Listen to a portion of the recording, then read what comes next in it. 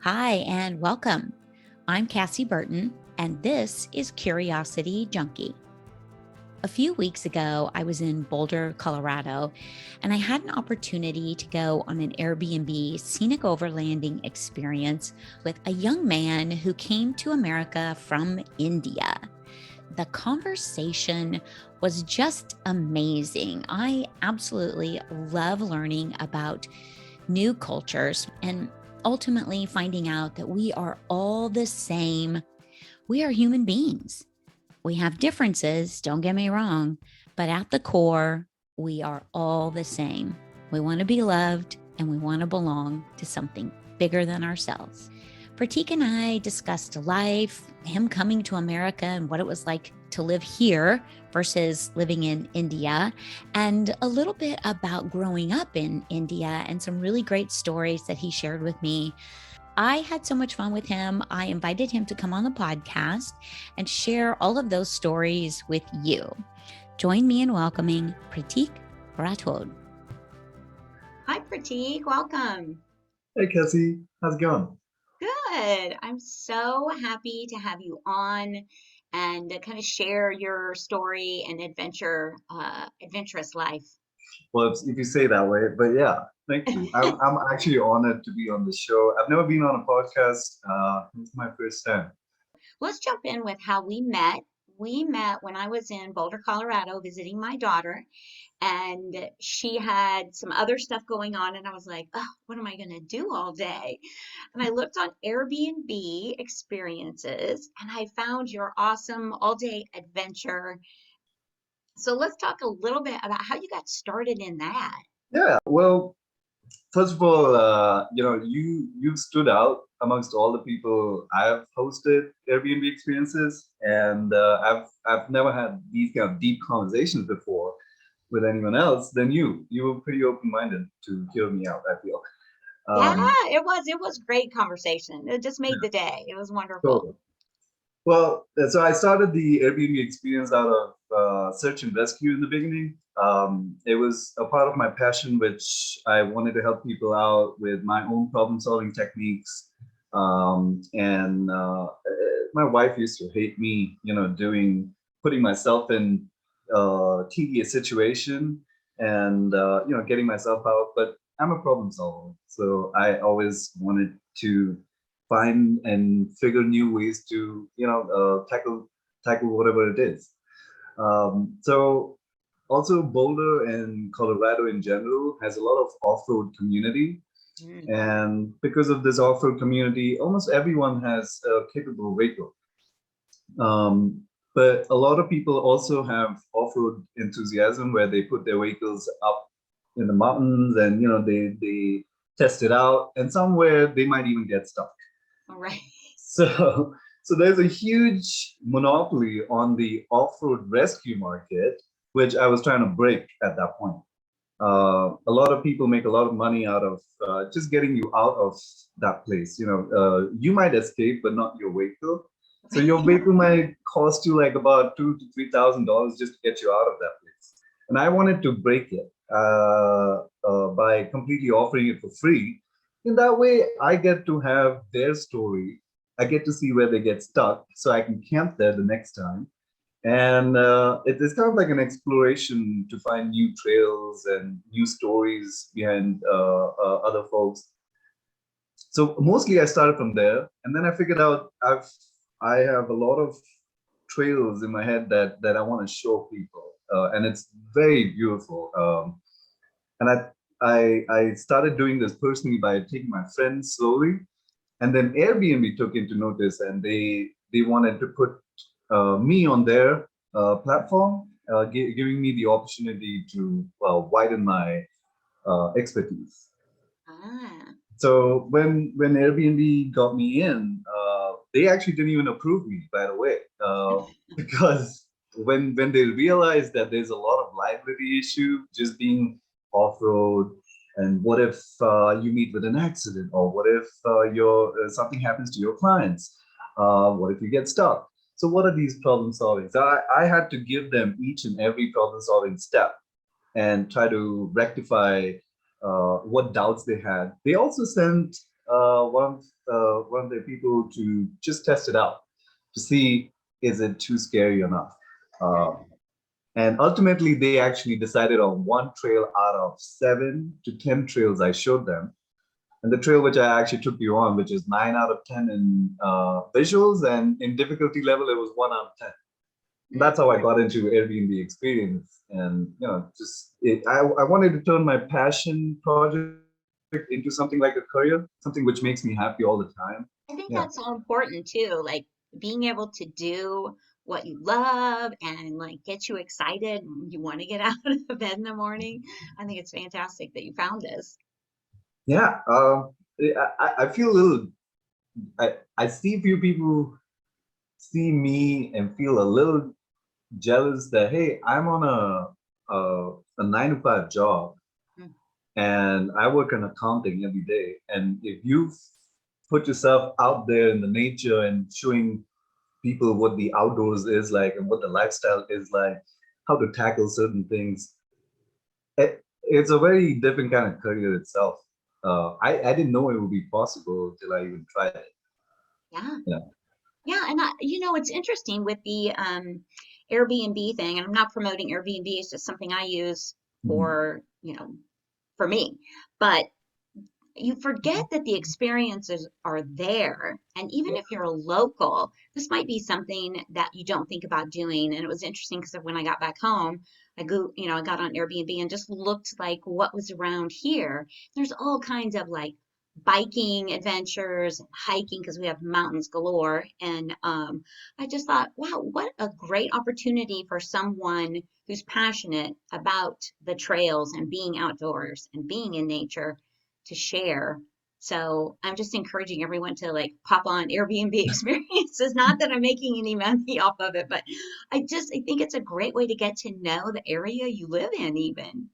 Totally. I feel the Airbnb experience is kind of opening the vernacular horizon on the local structure of the city. So whatever places you go, like say if you go to a city like New York, so you would feel the culture of New York in those experiences they provide. Yeah. And I like that. It kind of gives you a much deeper sense on what the people are like, what are their hobbies like, what people's interests are like in a place like that. Yeah, absolutely. I just thought it was great, and what a great connection we made. I do want to talk about, you were talking about the search and rescue, Mhm. and that's kind of what led you into this. And we talked quite extensively about the search and rescue piece of it. So I want to talk about what made you get into that. I know it was, trying to help people with the money piece of it because there's obviously, everybody's trying to make a buck, and True. when you're stuck, you can get taken advantage of. Yeah. Yeah, totally. So initially, I used to do a lot of camping back in the Himalayan region in India, and it kind of encouraged me to kind of explore the side of me which I've never done before. Mm. Putting myself into severe weather condition, highest elevation. I've lived for like more than 2 to 3 weeks in 18,700 feet, and it actually takes a long time to get acclimated to something like that. Uh, Being high speed wind and unpredictable weather, uh, it's just a torture. To be honest, I don't recommend anyone to do this, but it was a challenge to me to break me free from who I am. It actually taught me a lot of things. Just being in the nature itself. It's not easy, totally not. Especially if you dwell in cities, you kind of lose this essence on how to connect with nature, how to tackle certain things. And I think I wanted to reconnect with that. And Mm. slowly, I gained a lot of knowledge on these really harsh terrains which are constantly on landslides. Roads cannot be built on those kind of places. Gave me more and more insight on how to tackle this place. Eventually led me to teach people how to camp. So I wanted to teach people how to acclimate in a place like that. How do you hike in a place like that? What kind of diet you would need for something like that, depending on your body mass and metabolism. Also, how to sustain a living for a long period of time in a high elevation, which is a lot of hikers' job. Yeah. Um, so I used to meet a lot of these Sherpas. Like I didn't know they were called Sherpas back then. I learned this word in US, but it's in but it's in Indian Nepali word actually. So uh, uh, people who actually hike from one village to another village, those hikers hike for at least a minimum of 4 hours to 5 hours just to do small businesses and trades to make money on that particular day. Mm. So they're called Sherpas. Uh, they transport food also. They everything is in relation to hiking actually, Okay. and transportation just through foot.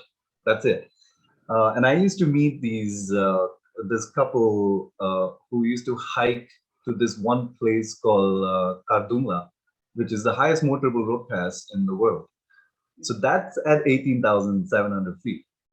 These couple used to hike for 4 hours to that spot just so they can make some money by travelers.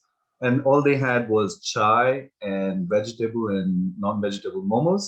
So momos are like just cooked vegetables or cooked meat on a wonton wrap, Wow. and it's just enough energy to get you by. And they had even what do you say, steamed beans to give you protein in a place like that.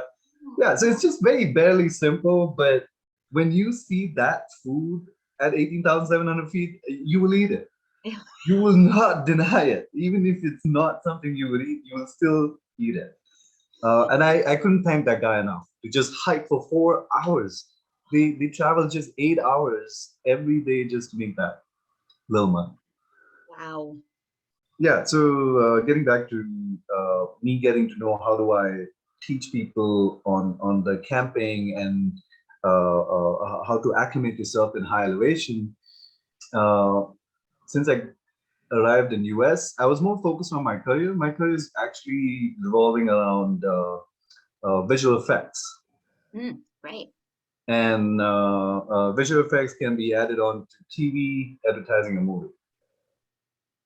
But I wanted to explore this other side of me, which is connecting to the nature itself, which really fascinates me a lot. And a lot of my VFX is inspired by real life nature.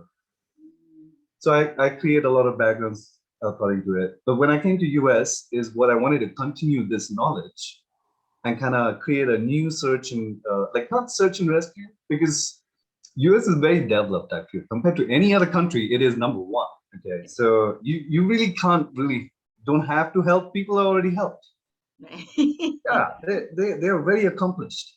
So all I saw was people get stuck out of their own passions. So they're passionate about driving, they're passionate about going and exploring, but not passionate about tackling getting stuck. Yeah, right. Yeah, they're not. They really want to get out of it. That's it. That's the end goal. I don't want to get stuck. Right. So that's where I come in. And slowly, when I started seeing what that kind of the attitude they had towards getting out of a sticky situation, Mm-hmm. I thought, why don't I tackle this? I like these problem solving, and I started doing this in Florida actually. So my wife and we used to camp a lot in Amelia Beach Island. So that was the only island where you could camp on the beach. So a lot of trucks come, a lot of four-wheelers come, jeeps, and most of them are two-wheel drive. I don't know how would they even go through the entire beach. But yeah, they used to get stuck, and they somehow figured out that there's this other guy deep inside the beach who has a truck with a winch. He can pull you out. So the Ah, words kept spreading around, and I had to keep going back after every 5 minutes just to get someone out. And I think that kind of struck me an idea that hey, I think I could do this. This is something which I'm really passionate about. I didn't know people would get stuck, so why not? Let's try this out more and more. yeah. And then it actually made more sense when I came to Colorado when more people were getting stuck, and there is a huge community of off-roading. Mm-hmm. So here people come from all the way from Florida, they come from Georgia, they come from New York. And yeah, if you're not familiar with the terrain and if you're not familiar with the environment or the climate or the weather, you might get stuck. Yeah. Right. And I think I've had more fun helping people get out of sticky situations in Colorado than any other place Right. in the US. And I think it would be interesting too, because they're in a state of desperation. Their vehicles are stuck. And what a great way to meet somebody, because they're going to be nice. They're going to be humble and accepting of anyone who will come in and help get them out of there. So what a great way to kind of meet and connect with people too, Right? because the Yeah. gratitude would be amazing. Yes, that's what I want. I would hate to make money out of their misery. It's not something it would not give me a good feeling also. Right. Just make money out of that. But yeah, it gives me their story, and that's the best thing I can get out of it. I love that. What's the craziest thing with search and rescue that you've ever come across? I think it really depends on how crazy the situation is. Most of the times, by the time I hear the situation, it's already bad. It's to the point that they're starving. Uh, God. yeah, because I think I'll give you this one instant. These guys are from Florida. It was a couple, uh, um, and they had two dogs. They had one of these big trucks, these four-wheel trucks. I mean, there were four wheels at the back. I forget what's the that kind of a truck called. But it was a huge truck, and they had a 28 feet camper trailer behind that truck. My. And they were really ambitious to take that trailer on an off-road and find a very beautiful cliff to park it and just stay there for weeks, I believe. But they got stuck in this one of these curve where one of the side is just a 6,000 feet drop, like ditch, and that's where the trailer was stuck. The back wheel of the trailer got stuck there, and they actually tried to call the actual search and rescue, but they didn't get any response from them. They waited about 24 hours, no response. They met another park ranger, told Mm. him their situation, and the park ranger also recommended another guy, which is supposed to be me. Uh, and they said all you need to do is send him this coordinate, and he'll come. You don't have to pay him too. He'll come. So since he figured that out, he found me on Facebook. He found a signal too, and somehow connected with me, saying that hey, he's stuck here. By the time he connected with me, it's already been a little above 48 hours.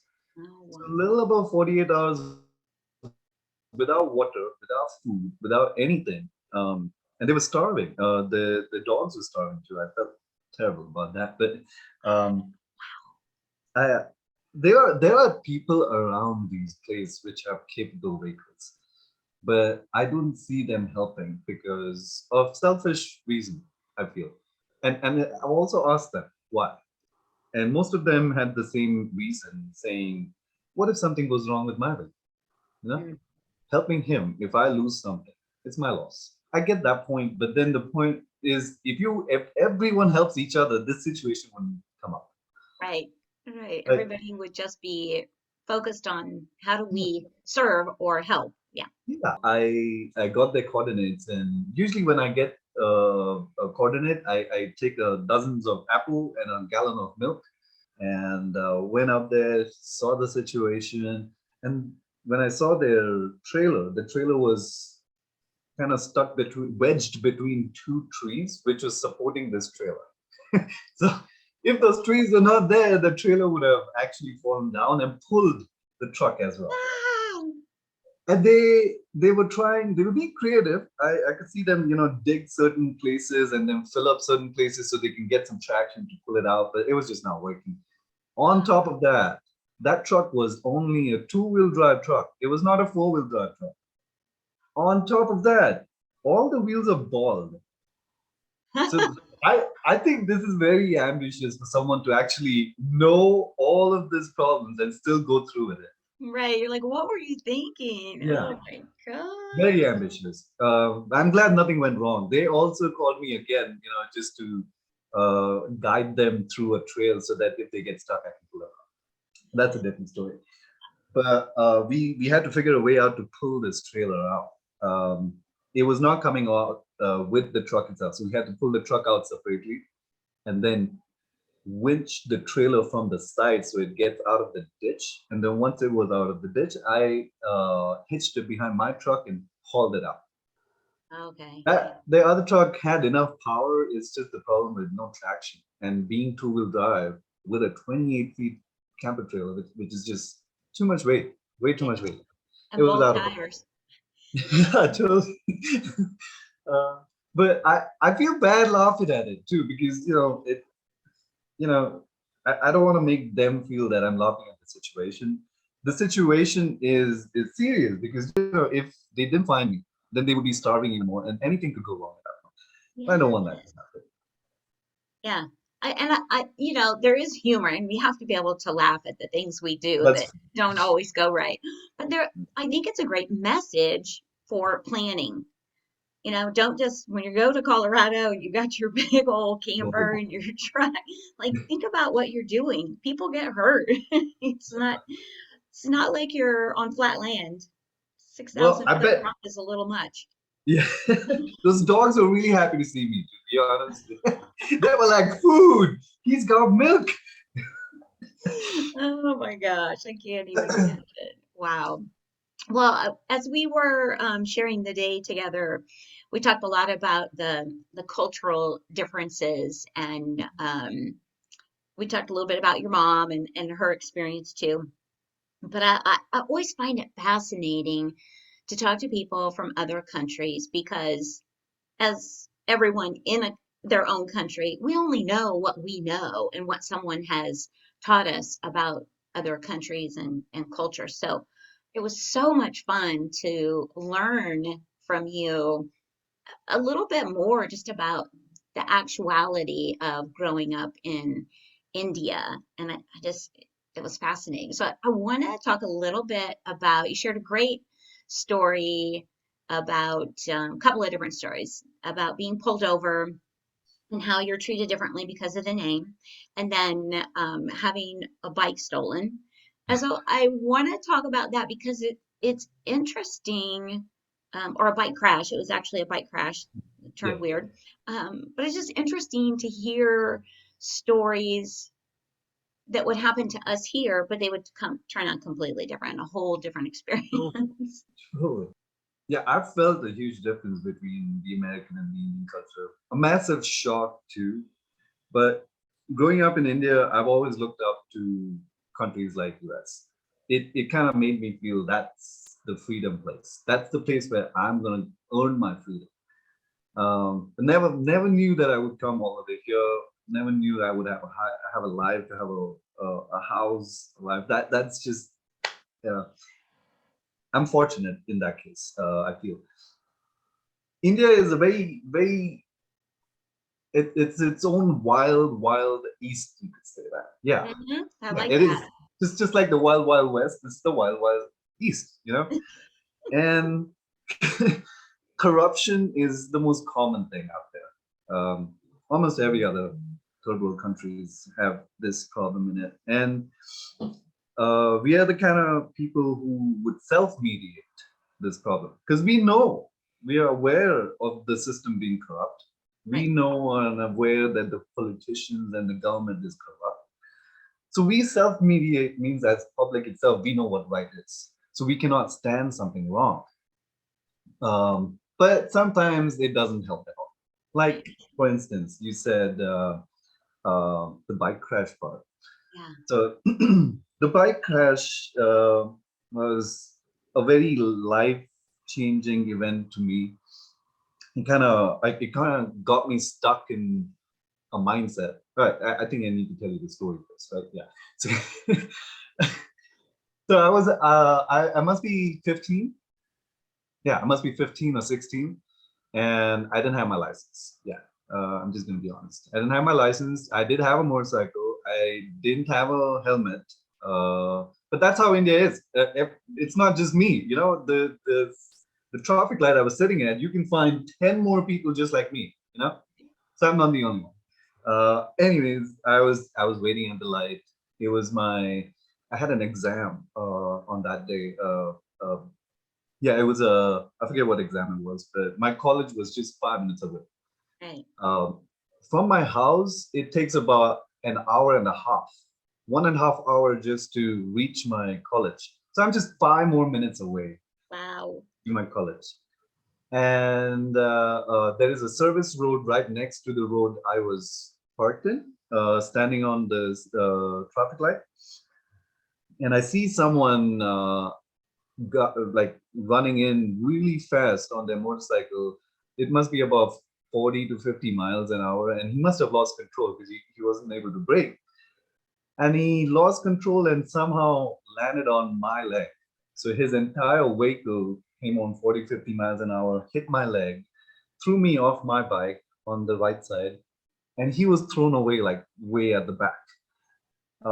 And I was a little shocked what just happened. I was a little pissed because this is not my fault, you know? Yeah. I was just standing there. It just Right. You're happened like, to I'm be just there. standing here minding my own business.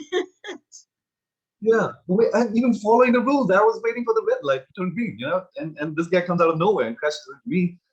So I try to get up and I see my left leg is like bleeding because his entire bike weight came on my left leg.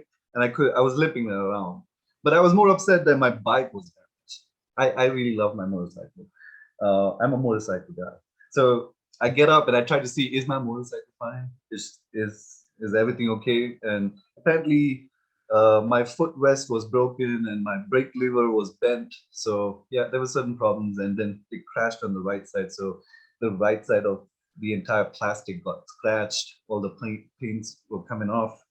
So I was a little upset. I was actually a lot upset because I'm 15 on top of that. So now I'm trying to find this guy. Where is this guy? I look around. I can't find him. I see his bike into a million pieces. It's just shattered. It's just all around the road. His wheel shape, I could find one of his front tires, and it was like in some geometrical shape apart from circle. It was not circle anymore. And now I was just worried, like I hope he's not dead. You know, Right. I really hope he's not. But anyways, I found a. So usually you figure out where this guy has landed, where the highest amount of crowd is. So the crowd just surrounds this guy. He's lying on the road. Now, if he's unconscious, they're not going to touch him, but they'll surround him. It's another thing which Indians do is just surround a person in curious mind, like, well, oh, that's how it looks. I don't know what's the point of it. I feel bad if someone would look at me that way. Like, at least help me. Right. Help me Call an out. ambulance. Yeah. Call the police. The police are also watching, by the way. They don't care. Like they're just standing back here going, Yeah, it'll be all right. yeah. That's not serious. If it was, they'll call me. Oh, But anyways, I go to him and ask him, "Hey, man, are you okay?" He had bruises on his head. He had his entire arm bleeding. So he did take a big hit, and he was thrown away from his bike. His bike was shattered into pieces. So I instantly told him, like, "Hey, man, if you're okay, can we move aside? Do you need any medical attention? Because I'm fine. I do have something on my leg. I don't think so. I've broken any bones or anything." So we were just communicating in a very polite fashion, which is non-existent in India. If you meet with an accident, and if you're not at fault, it gives you the upper hand to yell at him, scold at him, just blame whatever you want, throw your anger at him. You can pull him out of his car and slap him, those kind of stuff up till that point. Uh, because I don't know, they just think that they own that person for some reason at that point. Anyways, it's not what I wanted to do. right. I wanted to change that. I wanted to be a better person. Ask him if he's okay. Because he did go through a lot. Yeah, he was thrown away. Yeah, sure. But now I want what I own, right? He damaged my vehicle. This is not my fault. So just pay my stuff and let's move on. So he's like, yeah, sure. Let me call my brother and he'll get you the money. How much is the cost? So I told him 3,000 rupees. Yeah. And he's like, okay, all right. They'll be here in about like 5-10 minutes. And I'm like, okay, sure. Now I'm, just cleaning up, picked my bike, try to park it on the side and see what's the damage and see how things are wrong. And So now I'm all fine, and then I try to look back at him, and I think so. I saw him talking to these seven really big dudes, God. and I was just hoping they were regular, like public asking him if he's okay. But then he started. I started seeing his body language that he's pointing at me, and when he points at me, all these seven dudes are looking at me. And I'm like, wait, that doesn't look that great. Instantly, I figured out that he actually called these people to beat me up, threatened me, so that I give him the money. So they came to me and they said, "Is this the guy who crashed into you?" I'm like, "No, no, that's not me. He crashed into me." And then as soon as I said that, he slaps me and like really heavily slaps me. I've never felt that slap before. I no, I have actually. My dad slapped me now certain times. So yeah, yeah. So they kept slapping me. Everything, every time I said something or made a face, they kept slapping me. By this time, I must have taken like 10, 20 slaps. I'm just mad that I'm not able to do anything. And the cops are And just watching all this. yeah, cops are just watching. They're not gonna help you. No. So the only other way was to comply with these people because they threatened me to take my bike. They said if I'm not gonna pay, they're gonna just steal my bike at this point. Yeah. So I didn't want them to take my bike away. So I was trying to comply and say like, all right, so what is it? How much? What do you want? Is it like 3,000? That's what you asked, right? I'm like now I regret asking that much money. It's like I should have just had like 1,000 Right. or a 500 or something like that. But anyway, they they were just waiting for me to get the money, and I'm trying to figure out how do I get this money. I don't have that money, 3,000 rupees, Yeah. and nor I want to ask my dad and tell him about this situation because he's the kind of person who's disappointed at me from the beginning of life. No. Yeah, so if he's disappointed at me, this is just an add-on bonus to that disappointment, right? So I don't want that. So I'm trying to avoid him. I call my friend. I'm trying to recollect which friends are that built enough so that they can tackle them. So I was there's this one guy in my class who was built enough. He goes to gym and he was as big as them. I told him about the situation and but I didn't tell him there was seven guys. I told him there were few built up guys who's trashing me and trying to steal my vehicle. And he was saying things like, "Bro, don't worry about it. I'm gonna get my folks to you. Tell me where you are. I'll come there in like another 10, 15 minutes. I'll get some of my friends." So I'm like, okay, this sounds good. It sounds promising. Yeah. All right. I hope I have some kind of a support who comes and they might we might have some kind of a negotiation. I didn't know what would happen next. 10 minutes pass by, 15 minutes pass by, 20 minutes pass by. Now I see him arriving and his all his windows in his car is transparent so you can literally see through it and there was no one at the back. He was the only guy and we made this eye contact from really far away. Okay, and he saw those people, seven gym built up dudes, and he instantly took a u-turn right after that. He didn't want to help.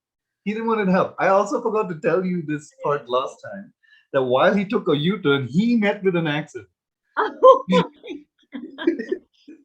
with an old lady, and he had to tackle that at that point. But I'm No. like, man, no way. So he just left me. I really didn't want to call my dad, but that was the only option at this point. So I tell him, and throughout my life, I've heard this tone so many times. Uh, Tone of disappointment. You know what it is. Mm-hmm. So Yeah. I just had to accept it. And my dad said that, listen, uh, don't tackle these hooligans. Just give them what they want and get away from that. I'm like, but dad, I don't have that money. I've never had that money. Don't you have friends who would have that much money? I'm like, none of my friends have that much money. Yeah. 3,000 rupees, no one keeps it in pocket. That's a lot. So he's like, let me call a few people and see if I can help it out. It was just too late. I think my dad forgot about me and he never called me back. So I had to try to figure out other people. And I remember that one of my classmates actually had a fancy car, and just that the notion that he has the money. So I called him, and it was the last person I thought that he would help, but he was the person who actually helped me, gave me the money, gave it to these guys, and I got my bike. I had to leave from there, and I was traumatized with that situation to a point which led me to not ride a motorcycle from then on and buy a car and act like I'm safe. Yeah. I started driving a car for a long period of time, for like at least 3 to 4 months. But then I did see that guy again after like 3 months. I saw him on the road, and I followed him home. Because I was mad. I'm pissed. Like, this guy really ruined me, ruined my notion on a motorcycle. Like, as if you're 15 and 16, there's certain fears you can't get out of unless you fight it or face it. Yeah. It's just one of those testosterone leveled ages where you just need to face certain things to figure things out. So I didn't know what to do. I mean, now I know where he lives. I'm not a bad person. I know that. I can't do someone really bad that would be like, ruin their life or something like that. No, I can't think that. Right. But I want a revenge. You He's don't taking want my our money money. back. Yeah, I want my money back, and I want some respect, which I lost. Uh, so we I kept following him for like a couple of days. I went, just make sure that that's the exact place he lives. It's not someone else's house. Made sure, and then I told those friends of mine, the gym dude, and I told him that, hey, I wanna make a plan to get back at him. And we kind of discussed the whole thing. We were taking this entire plan as almost all the movies we've seen in our life. We've seen so many Bollywood movies, we've seen so many Hollywood movies. So all those criminal ideas we got from those movies, we structured it in this plan. So the plan is we're going to be on a motorcycle because it's easy to maneuver and it's easy to get out. And then we're going to wear black helmets like what they did in the movies, with black visors so they don't get to see us, with black masks so they don't get to see us at all. And we need three people as minimum, and three people on, four people minimum, just in case.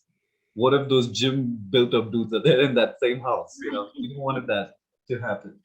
So we we went with two bikes, four helmets, four people, and waited for him to come home. And he came home at like 5:10 p.m.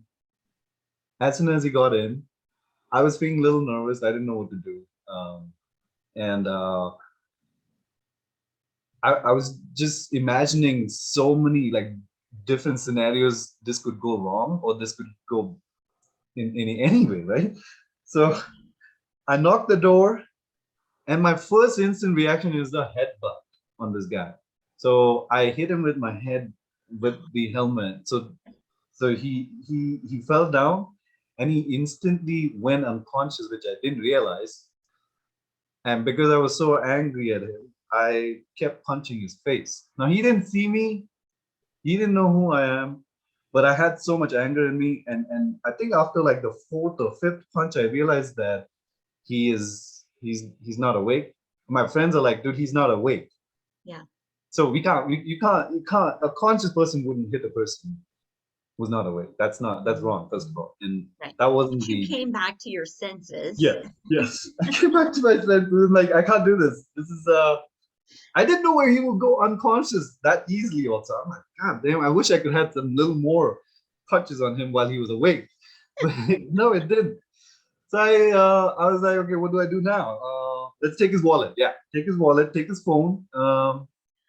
And we don't want to trash his house or anything because I feel that's disrespectful. But we did. My friend slashed his tire, his back tire. Oh, no. And I took the phone and his wallet, and we ran away. Like within 2-3 minutes, we were out of there. Now I feel bad, like I feel like a criminal doing something like that, but then it felt so much better that hey, I got my revenge back, and that wallet had 3,000 change, a little more than 3,000 rupees. So I got my money back on top of that.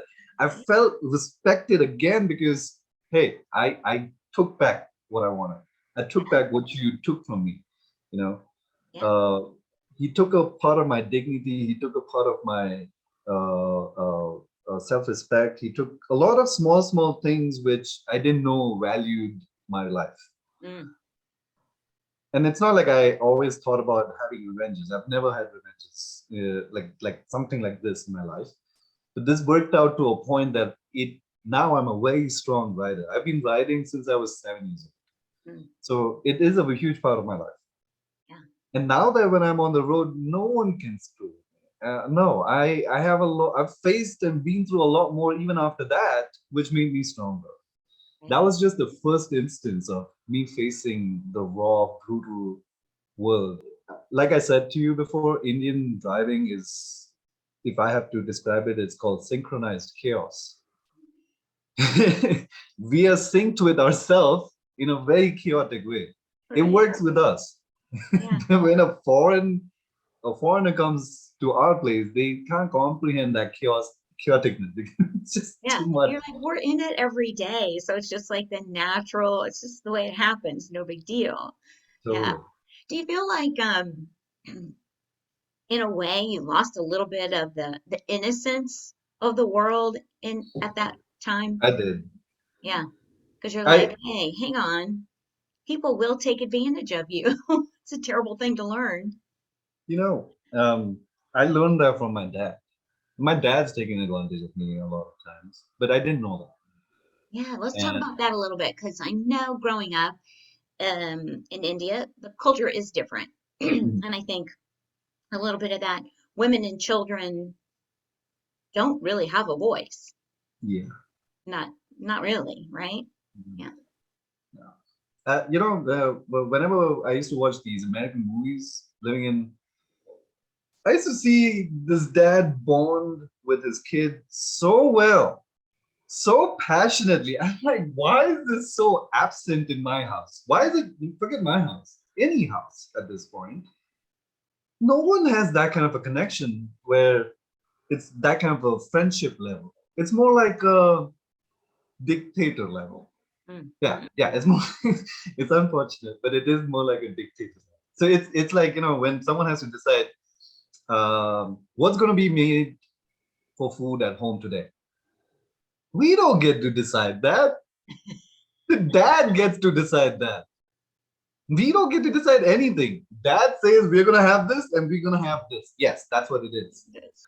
That's the kind of place India is like. India is like, say if I'm a father, like my father wanted me to join his Mm, business, which I'm not interested in, because he forgets that when I was a child, he used to take me to his office as a punishment.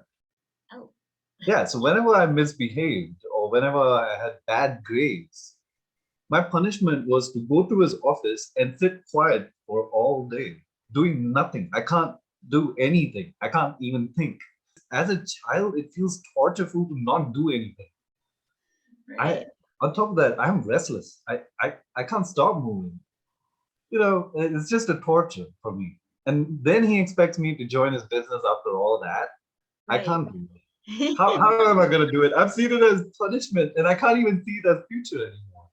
Right. It's very hard to communicate that to him, though.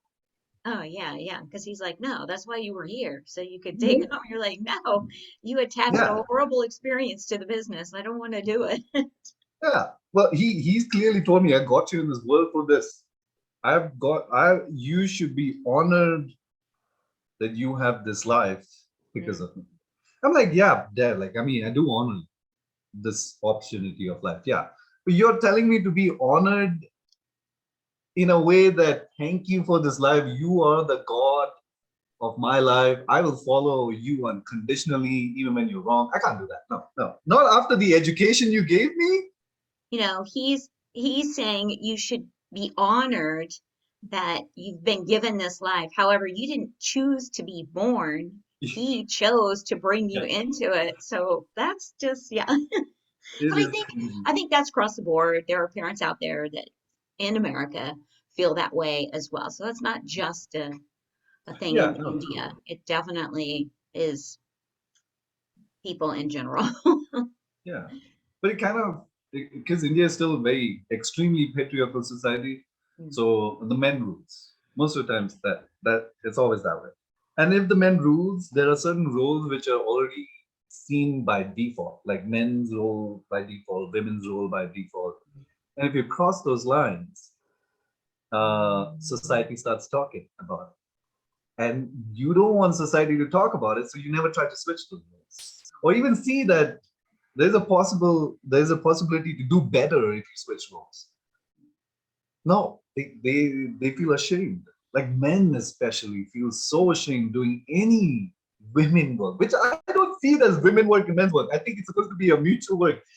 Like for example, your clothes when you put the wash, it's a mutual thing. Your clothes are in that too. Your dirty underwears are in that too. It's not just mom's underwear or sister's underwear. It's your underwear too. So why is it only mom has to do that? That doesn't make sense. I had Mhm. to question these things. And we are not educated like in that American standard that things are equal and women are, and they do say men and women are equal. Yeah, yes, you know, but it doesn't look that. They don't This is, believe it. yeah, they don't believe in it. And few people have figured a way out, like the modern generation. They will not stand a man forcing them to be at home. So Mhm. anyone after millennials in India will not stand. Okay, so their generation has flipped to a point that it's not changed. It is completely flipped that you can't do that same thing anymore. You're not going to find that same kind of person anymore. It's Um, good to hear that it has evolved. It's not just continuing to yes, stay the same. yeah. Yeah. Just like I've had enough of looking and being in that patriarchal society. I've seen it and I've lived. Also, like I don't want to say this out in a way that puts me in a higher position. No, it doesn't. I've come out of that. Hmm.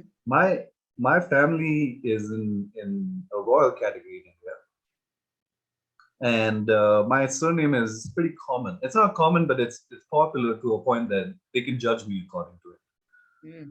So India is also a kind of place where you can figure out where this person's from just by his name and surname. Right. You like every detail, not just where I'm from, his caste, his religion, his class, his ethnicity, his village, his parents' village. All of these details are there only in their first and last name. Oh, wow. Okay, that's impressive. Yeah, and I feel who kind of takes a hit in the society is the second class citizens. And second class citizens are in India like Muslims, Christians, any other religion which is not Hindu. Okay. Okay, so Hindu is number one. That's first class citizen. You just got the first class passport by having a Hindu name itself. Wow. Yeah. Okay. And then on that Hindu, if you're royal, oh, that prestige and that kind of a respect level is just so ridiculous that, for instance, I told you the story when I got caught by cops. I was again, I must be 13 to 15 again at this time. I was just hanging out with my friends. We were smoking and drinking, Yeah. um, kids. Yeah, maybe I shouldn't have said I was 13 and 15, but yeah. But Yeah, this is what no, we I think a did. lot of people can relate. But Uh, yeah, again, wild east, right? So there's no rules and regulation. And then cops are looking out for people like us. They know we exist. They know they're gonna make money out of us because we have these young, stupid generation who's not looking out, but who's trying to escape these cops, and we find fun in this. So when I was with like 4 to 5 friends of mine, there were two girls too, and it was a huge car. And then we were not drunk or drinking and driving. The guy who was driving is sober, and we were drinking in the back. And we all of a sudden see this cop car kind of just barged in and blocked us. So the cop knew who who we are, how we were going to come, and they were somehow got these connection by different cops, and they blocked us out. And they're like treating us like as if we are rapists. Oh. We are raping these women, or they also had false accusation that these are prostitutes, which is illegal in India. You can't have prostitution in India, but they're just putting false blame so that in the end we have to shut them up by a bribe. That's how Right. it goes. Yeah. So when they say these kind of things like, who are these prostitutes, what are you going to do with them? Now sometimes if a normal person has a lot of anger, he might react to this, and he backfires at the cop, like, how dare you speak about my sister that way, or how dare you speak about my whatever, whoever that is, right?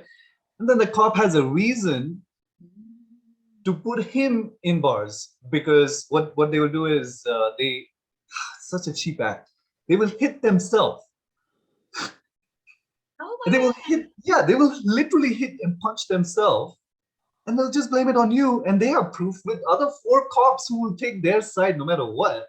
And they'll put you in, right? How do you escape something like that? You can't escape Oh that. my gosh. Right. Yeah. Too corrupt.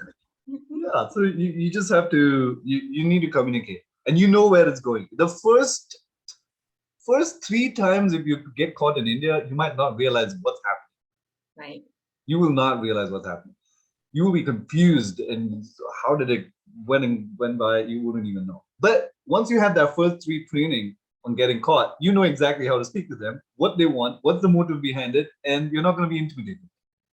Right. That must be my 5th or 6th time someone must have pulled us over that way.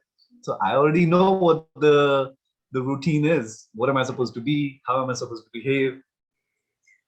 But a couple of my other friends didn't know how to behave. Now, I have friends from all different communities. I don't see differences in caste, class, and religion. And religion is the last of it. I don't care Right. about it. Wonderful. Yeah. So I have Christian friends, I have Muslim friends, I have Buddhists, I have people who don't think about religion, they're atheists, every kind of friends. So they have these names too, right? If they're Muslims, they're gonna have a Muslim name. If they're Christian, it's gonna be a Christian name. And I'm a Hindu, I have a Hindu name. Okay. So when a cop is intimidating you with questions and making you feel provoked and all these things, they're gonna ask you your names too, so that they can make a fair judgment on who you are, so that they don't screw up. Because sometimes, what if they whack a person who is a politician's son? That politician has more power to, ruin that cop's life, because it's corrupt. You live in a corrupt system. You don't want to get screwed by your superior who's more corrupt than you. So Oh my goodness. they are very aware of this part. So they'll ask you your name. So they ask me what's my name. They won't ask your ID. ID is last. ID is not a thing in India, because they know if you lie, and if they figure out that you lied, it's not like they're gonna punish you by putting you in jail. No, they'll beat the crap out of you. Hey, what do you want? Do you want to go to jail or get beaten the crap? You would probably pick the jail at this point. Right. Yeah, you're like, I'll take jail. Yeah, yeah, just take me back. So he asked my name. I said, Pratik Rathod, and then my friend's name was Abdullah, and Abdullah Khan. So Abdullah is already a common Muslim name, and Khan is also another common Muslim surname. And then the other guy was Joseph. That's a Christian name right there. And another guy was Roha. So most of them were like there were 3 Hindus, including me, and then everyone was just 1 or 2 Christians, 1 or 2 Muslims, and that's it. Yeah. And when they asked the Muslim guy's name first, actually, they didn't ask me first. They asked the Muslim guy's name first, and he said, Muhammad, and they just whacked him. Oh. They started beating the crap out of him. Now, again, I'm a child. Me and my friends are laughing our ass off at him that he's getting whacked. And then the other friend started getting whacked. And now I'm a little, okay, I'm next, I guess. This is going to happen. They won't hit women. They won't hit girls, no matter what the situation is. That's something like that. Then they asked my name. And I tell them Pratik Rathod, and they give me a warning. So I didn't understand what that meant until I turned, say, 18, 19, when the similar same scenario came up, and they were actually being very racist amongst, like verbally racist amongst Muslims. Yeah, so when the cops are being openly racist towards your religion, then you already know what the motive is. And then it flashed back to me like, oh, I remember when I got caught the first time or the last time, this is the reason he hit him, because he's Muslim, not because, and I escaped because I had a royal surname with being a Hindu, and they just left me. And I was feeling proud that not proud, but I was feeling like, oh, they didn't hit me. They hit my friends, and we were laughing and making fun of it. But it's not funny at all once you actually realize what the reality of that scene is. Yeah. It's not just that you were lucky and they were tired after the first two. Yeah, no, I wasn't lucky at all. I was. If I said I was, say, Muhammad or Abdullah or any other Muslim name, I would be treated the same way.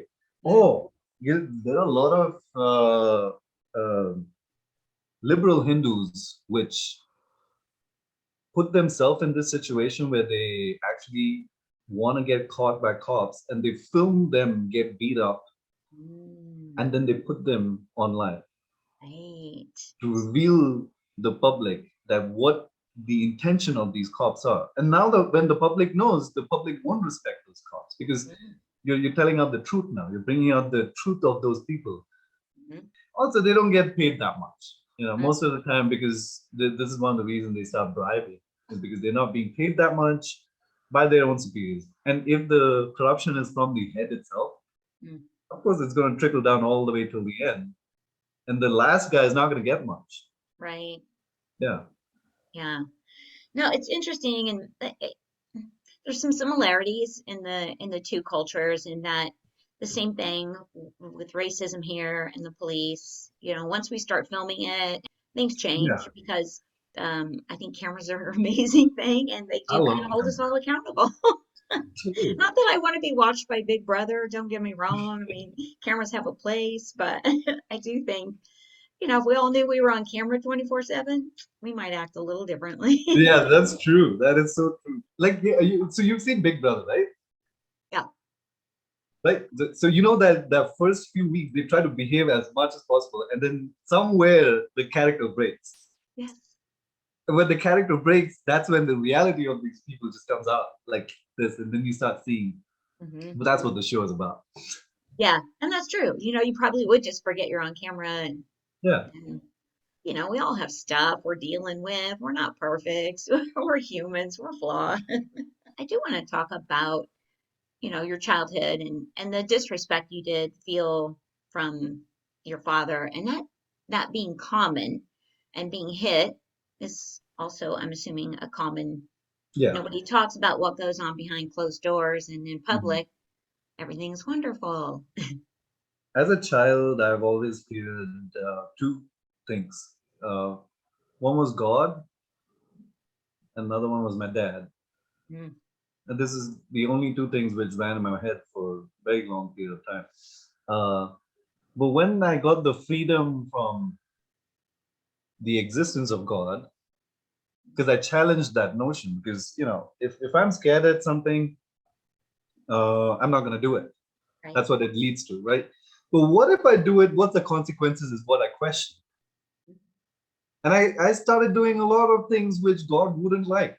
And I didn't get anything. I didn't get punished at all. Nothing happened. Like, wait, but it's written, you will be punished. But I didn't. So what does this mean? And just questioning that, it just got me out of it, that there is nothing like that. And actually, science is what helped me. Logical thinking is also what helped me. Self-reflection also helped me. Self-reflection is probably the best thing in this case, because if you come to an acceptance on who you are as a person, you can really understand others very well. You can understand anyone at this point. You can sympathize, you can empathize. Easy to understand. So my fear on God got away, but the fear on dad never went.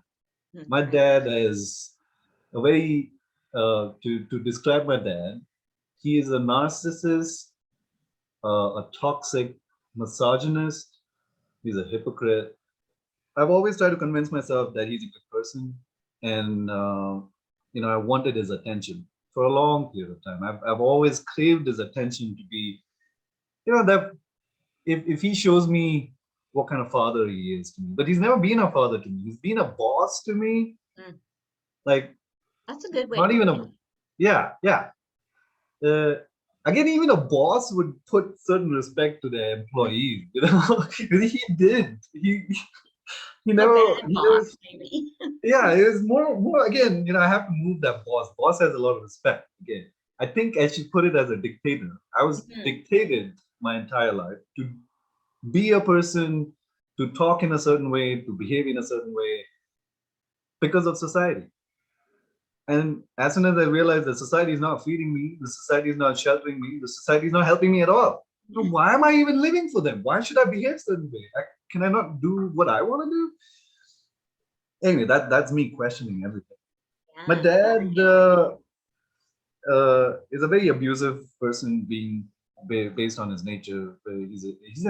He's a king of narcissism. Actually, he Mm. can be the meaning of narcissism. That's how strong he is, and he's a boss. On top of that, he owns a company. He has a lot of success in his background. He has a lot of hard work in his background. So it kind of backs him up to think he is the good, Right, which is not bad. But then he doesn't think anyone else can be great as him also. right. There's a lot of problems in that thought. And I've grown up thinking that I'm a loser. I've grown up thinking, because that's what he told me. He told me that I will never be able to do anything. I am a loser.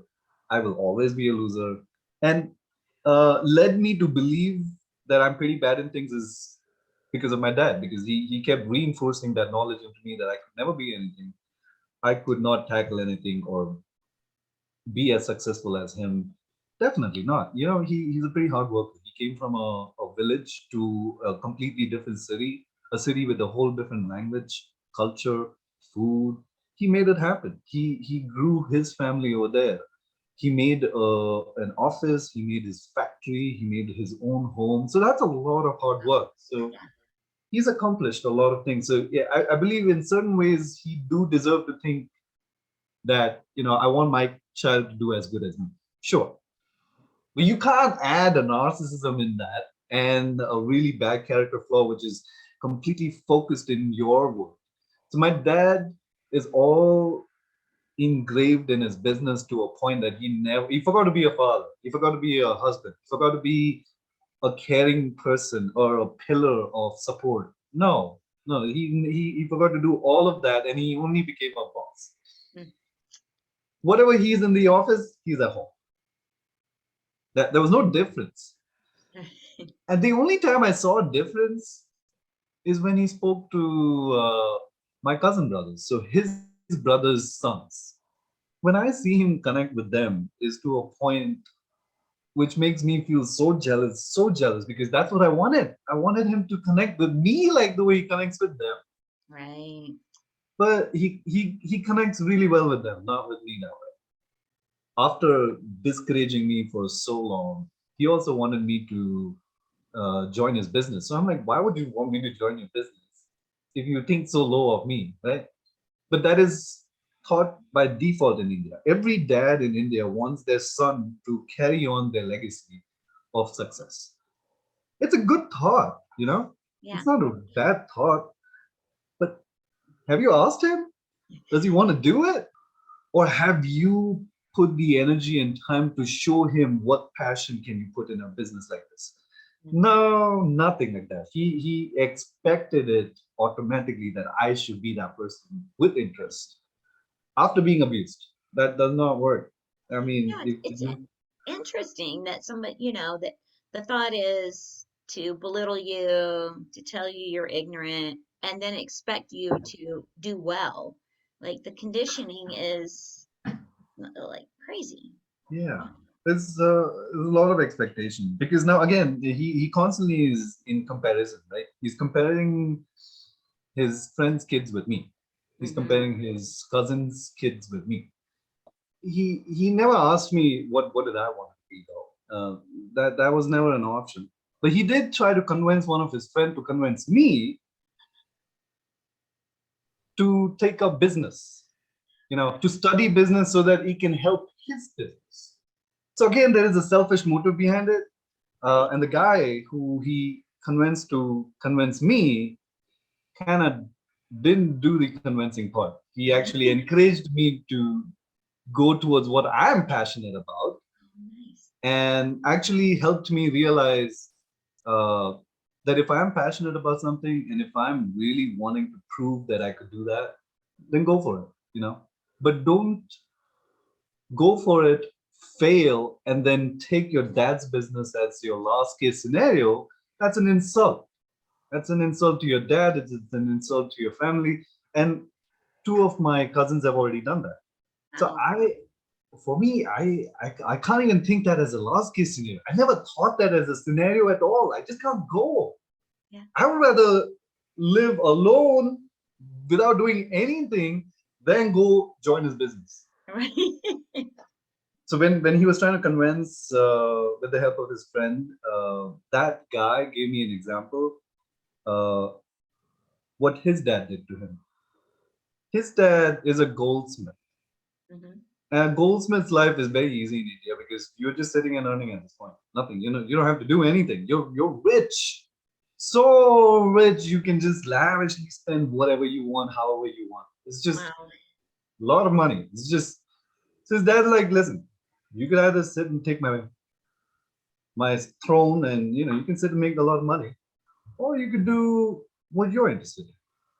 And he left that easy job, easy money making treasure job, and he wanted to be a robotic engineer. Oh, He was interested in robotic engineering, and he had an aim to help handicapped people so that they can actually move their arms. So back in those days, India didn't have a robotic arm. It had only one of those old wooden arms and all those plastic ones, and they're like just they're not even, they're stiff. They're not articulated or anything. And the one he built, he created a articulation motion which senses your brain's neural connection, and it literally moves and stuff, and it literally does so many things. And he's become so successful. He came to US loved him. They got his product to this place. He's very successful right now. So that's one of the reasons my dad looks up to this guy. I'm glad he looks up to him. Right. He's a good person to look up to. Right. But my dad didn't like when he advised me to pick my passion above dad's business. He was really mad. He was very pissed. So at what point did you get into like the virtual, because that's like that is your job, more of that like virtual tech stuff, right? Oh yeah, like visual effects. Yeah, visual. Yeah. No, it's okay. What age did you start like going, okay, that's what I want to do? My mom was the one who showed me this field. It was not VFX, it was animation. But she knew that I was good in drawing. She knew all this long that he's good in drawing. So what can we? I had no idea all these cartoons in the TV and shows and stuff like that were built out of animation industry. I didn't know that industry existed also. I didn't know there was something like that. I just didn't want it to be, like I didn't want it to be someone who draws something for living or paints something for living, because you need to be really extraordinary and unique. I'm not trying to put them down at all. They are amazing artists out there, but you really have to stand out to do something like that. And that was not something which I wanted to do. What else would you think if you lack in knowledge in art itself, you don't know what else could you do apart from painting or drawing? So she took me to this diploma course place and showed me how animation happens. So animation it's quite simple, it's just 24 pages of drawing, which has slight movement from one page to another page, which creates 1 second of movement. So you have to draw 24 times just to make 1 second of an action. Wow. It blew my mind. That's when I realized, like, wow, That's how animation's made. That's how Tom and Jerry was made. Popeye was made that way. And it really blew my mind. I was like, I think I could do this. Yeah. I had no idea that there's a line this creator for me to pick. And I couldn't thank my mom more.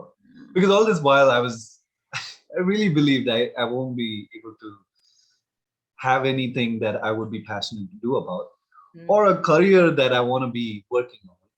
Right. Never thought. Yeah, I was only thinking that there's only engineering, mechanical, electronic, computer, those regular jobs that you see everyone going to. Doctor is a high expectation in India. Engineer is a high expectation in India. No one thinks of animation, of course not. Yeah. So when my dad saw that as you wanna make cartoon all your life. That's how he said it. Yeah. Right. You wanna make cartoon all your life. I'm like, doesn't sound that bad though. Right. Makes me Yeah. happy. But yeah, so when I realized the part where this is animation, that's the time I failed in my 12th grade. So if you fail in India, 10th and 12th grade is like the turning point of your life, which lets you decide which college you can achieve. But if you failed in 12th, then forget about college. No one's going to take you. You failed. You're a failure. It literally made me feel and confirmed that I am a failure. Yeah, Oh, it right. proved it. Oh, It did. Um, but I failed, and I saw all my friends graduate. I saw them move on, get into these good colleges and stuff like that. Um, and I didn't want to waste my time, so I thought, why don't I do a diploma course? So diploma is like a 1 year course mhm. of that same animation field, so that I can at least get some basic knowledge on where to start and then where to go. So I did that 1 year. I made a portfolio and I submitted to this university which I was looking up for. And they liked it so much. They're like, "Hey man, you've learned everything. So why don't we just start you from the second year?" Oh. So I didn't really lose a year at all. They just put me through the second year, and I felt good. I felt like, okay, this is not bad. Why would they do that? But they did it. And then right in my first quarter, I saw for the first time in my life that I can score above 90%. Mm.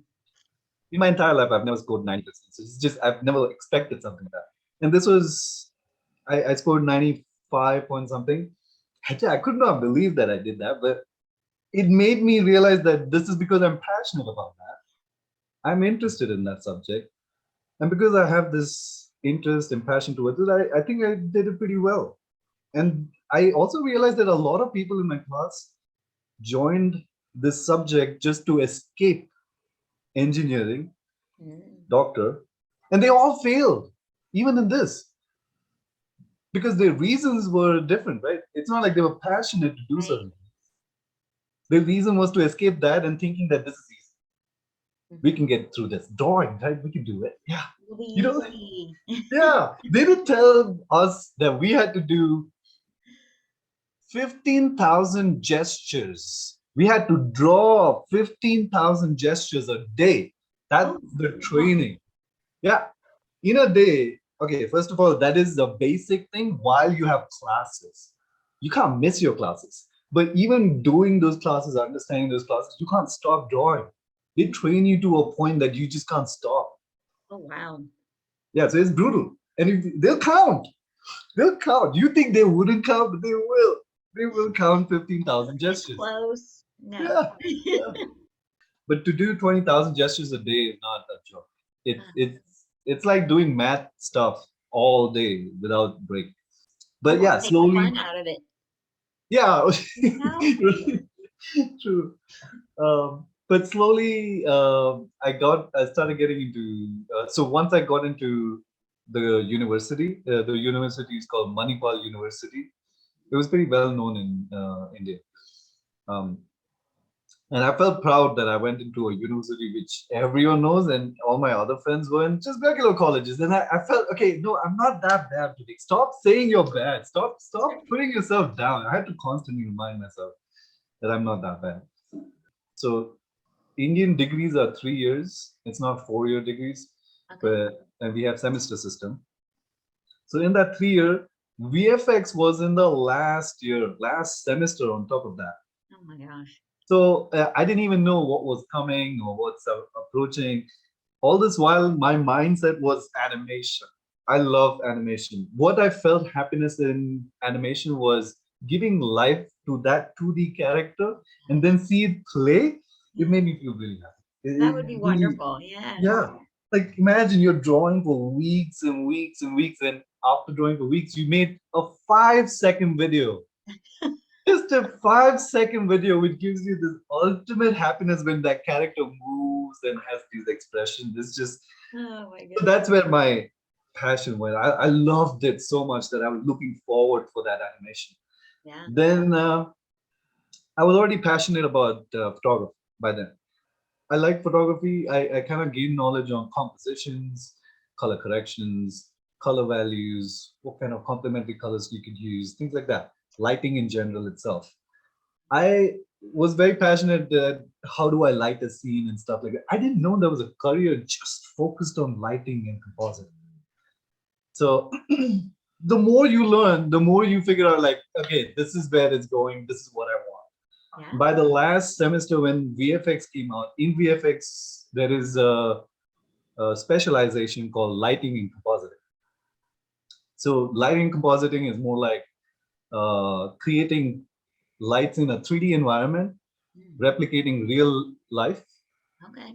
and you're going to play with physics at this point. So because light's all about physics. So if that's something, I don't know, the physics went pretty well with me, not biology or not chemistry or anything. Yeah. Physics is amazing. I loved it. So it's more like creating lights from scratch. Like in real life lighting, you have bulbs. Like someone's made that bulb, right? It's not like you're gonna go make that bulb from scratch to what you want. This is what 3D lighting is like. You're gonna make that value of that bulb, give the depth of that bulb, give what kind of harsh shadow it has. So it fascinated me so much. Then I compared VFX with animation. VFX is adding beauty to the scene, adding this final beauty, lighting, color, and make it look beautiful as whatever you want it. Yeah. And right before that, when I get the file, it's grayscale. So the entire environment is grayscale. There's no textures, there's no light. So there's a day and night difference between when I get the file and I give the file. I get the file in complete grayscale, and I give the file with complete touch-ups with light and shadows and color and texture. How materials act with light, that also matters a lot. So if there's a metallic material, that's a different light. Plastic material would react differently. The way light refracts and reflects on different material, those kind of stuff. It just fascinated me. I loved it. And when I compared it, I was like, I still do love animation a lot because giving life to a character was my thing. But in this, seeing the entire scene finish into a final scene made me even more happy. Yeah. And it kind of connected with the photography aspect also because, you're still doing composition, you're still adding lights, you're still adding elements from scratch to make it look as pretty as possible. And but if I pick animation, I have to be stuck in that grayscale forever. I don't have a choice. Okay. If you're in animation, you will constantly work in grayscale. You're not going to be working on a beauty scene. That is in the end, in the pipeline. So I picked lighting and compositing and VFX as in general. So VFX is a huge major, and there are subcategories under that major where lighting and compositing is just one subject, like one specializing. I've specialized in lighting compositing and minored in film. So I'm pretty much good with the entire pipeline of VFX. And I left animation in completely. I like the beauty part of it. And that's probably what got me into VFX, mostly lighting. How do you light the scene? What kind of colors you can add? The beauty aspect of it. And that's kind of connected to photography. I mean, yeah, obviously, like those two, boom. Yeah. Yeah, it worked. Oh, I love it. That's wonderful. So is that what brought you to America? Yeah, actually, I was already working in India as a lighting and compositing artist in DreamWorks Technicolor, and I worked on many TV shows and movies. But I was just a laborer over there, and I used to speak to these clients who were in California, and all these ideas they had is the same ideas I had, and I wanted to be them. That's what I wanted to be. I wanted to give an idea and then make it happen, but not be the part of that labor system where you just do what you've been told to do. That was Right. the only freedom I had. So I made a decision that I want to have a higher education, like an American higher education on this particular field, and then get a job and experience in an experience of a job in US, so that I can have in my portfolio. So that was one of the motivation for me to come here. But education was the only way. So I got accepted in Savannah College of Art and Design, and loved it. It was, apart from being expensive, Yeah. really, really expensive and bank breaking, which my dad broke his bank. I'm fine with that. Let him break that bank. Right. So that got me into SCAD and in US. From there, I went, landed a job in Providence, Rhode Island, in this company called Hasbro to make toys. Yeah.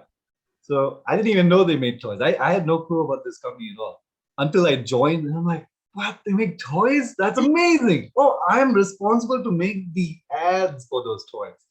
Ah, So I loved it. It's still my field. And they gave me a lot of freedom. They gave me authority, which I've never had before. They gave me so much.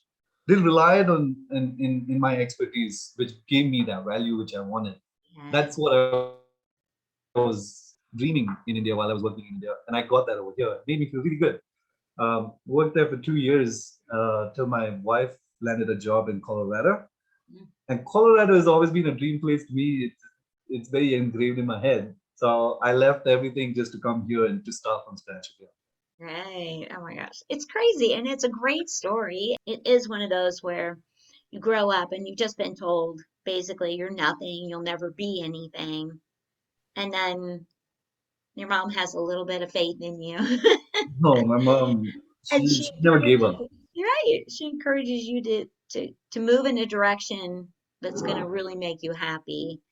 And True. then it just takes off, and it's this beautiful experience that brings you to the US. You meet your wife, and now you're living in beautiful Colorado, which is, I think, Oh, when we talked, a dream of yours. I've visited Colorado so many times. But living is a different experience, is when you realize what this place is like, what it offers you. And it kind of aligned with all my interest, all my passion. And the only problem is there's very less VFX over here. Ah, yeah, That's the only problem. So I'm trying to bring up VFX to ad agencies, to people who have products where they. So I'm trying to get into that. yeah, Slowly get into the market where the market doesn't exist. mm, Um, right. because this place makes me happy. Uh, Absolutely, absolutely. Your wife transferred for her job, and you went ahead and said, "Hey, I'll find something. I'll make it work." So I love that you're on the Airbnb experience. Like you're just going after what you got to do to make yeah. things happen. So it's very cool. It's a great story and it's such a cool experience. So if you're in Boulder, check it out because it's definitely worth it. It was a full day experience. Yeah, it was great. I loved it. And I loved the chai. Oh, thank you. I'm still having one right here. I figured you I were. can't stop. Oh Chai yeah, is my default water. good. It's something which I can't live without. All right. Most of us are like coffee, but that was really good. I'm like, I bought some a mix. No. Um, ended up doing a food tour also while I was there, and they took us to some kind of place, and they had these little like pre-spiced packets for chai, and I'm like, now I'm addicted. Nice. I'm glad you like it now. Yes, but I use my almond milk. Oh yeah, no, totally. That's good. Yeah. The how's the taste like, compared to regular whole milk? It doesn't have that fat, really. Mhm. Maybe if I used cashew milk, which is a, fattier, nut Mhm. milk, but the almond milk, it's a little less rich, but it Mhm. still has a wonderful flavor. Okay. Yeah, I'm gonna try that. Okay. good stuff. Nah, stick to the good milk. I mean, stick to milk. It's got the good fat in it. Yeah, that's what makes it taste good. Oh, it's only America which has so many options. I've never seen these before. Yeah. No, and it was fun when we were talking about it because you were like, um, I think I said chai tea, and you were like, I love the Americans say chai tea because that's the word chai is tea. So chai Yeah. tea is like tea. And I'm like, okay, good to know. Good to know. I'll never say it like that again. It's just chai. When I heard chai tea for the first time, I thought it's like this different kind of tea which has chai flavor in it, which was real. That's what it was. They just had this chai syrup in this milk-based product, and they just steamed it, or what do you call that? Yeah, but the way you make cappuccino. Yeah, so steamed it that way, and it just had this flavor of chai, but it wasn't chai. Right. It wasn't chai at all. But it's funny to see how they describe chai tea, whereas chai itself is tea. It is tea. Yeah, so I just thought that was funny. I'm like, oh, okay, now I know. It's one of those things you don't know until you know. So, well, thanks so much for coming on. It's been great. Is there a way someone could connect with you? Oh yeah.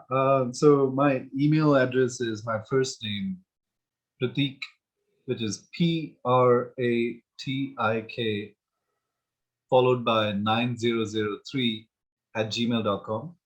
So with this email address, you could come up with any inquiries. And if you want to see my portfolio and my work, I have a website which is pratikrathod.com. So Okay. it's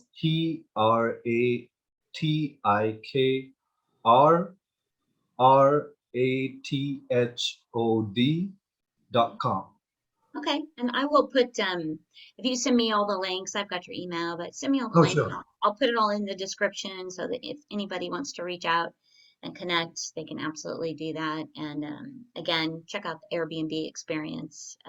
Yeah. All they have to do is go to the Airbnb experience and find scenic off-road. They just have to type scenic off-road or anything 4x4. I'll pop up and they can find me. You can see my truck. I'm sure you saw Yeah. the picture Yeah. of it. And it was interesting because I just was looking for something different and there were a ton of hikes on there and biking adventures. And when I saw yours, I was like, oh, that's it. Like completely different. What a great way to really experience Colorado mountains. Like it was just fantastic. So thanks. Yeah, well, I'm glad you liked it. I'm happy for you. Thank you for getting me. Yeah, I feel very honored, by the way. Yeah, it's been so fun. Well, thank you again, Pratik. And to everybody out there, thank you for tuning in, watching, listening. Stay safe, stay curious, and I'll see you soon.